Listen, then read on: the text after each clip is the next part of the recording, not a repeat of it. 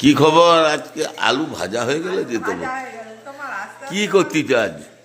আজকে আজকে ছেলে আসছে, তার পছন্দের মটন হচ্ছে। আলুটা দেখা, আলুটা লাল লাল করে ভাজা হয়ে গিয়েছে।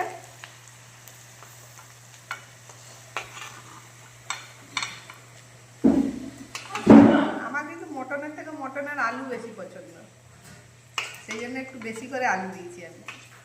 ডায়াবেটিস নাই আর পছন্দ।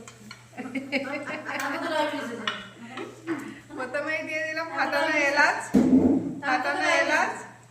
দিয়ে দিলাম দারচিনি, তারপর দিয়ে দিলাম তেজপাতা আর কুচনো পেঁয়াজ।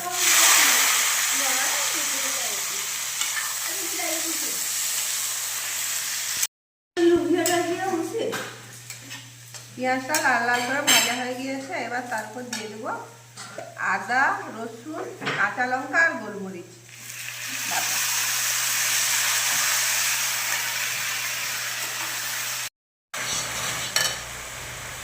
দিয়ে দিলাম লঙ্কার গুঁড়ো, দিয়ে দিলাম হলুদ গুঁড়ো, দিয়ে দিলাম পরিমাণ মতো নুন, দিয়ে দিলাম ধনে জিরে গুঁড়ো।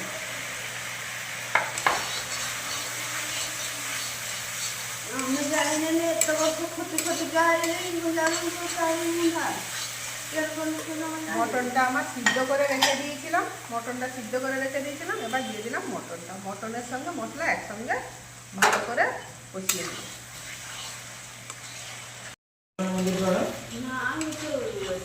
মটনটা মশলার সঙ্গে খুব ভালো মতো কষা হয়ে গিয়েছে, এবার দিয়ে দিলাম ভেজে রাখা আলুগুলো আর দিয়ে দিলাম গরম জল।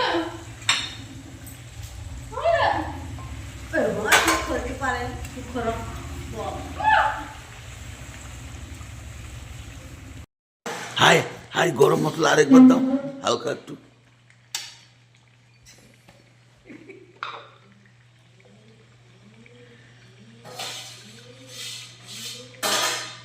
দিয়ে দিলাম অল্প একটু গরম মশলা।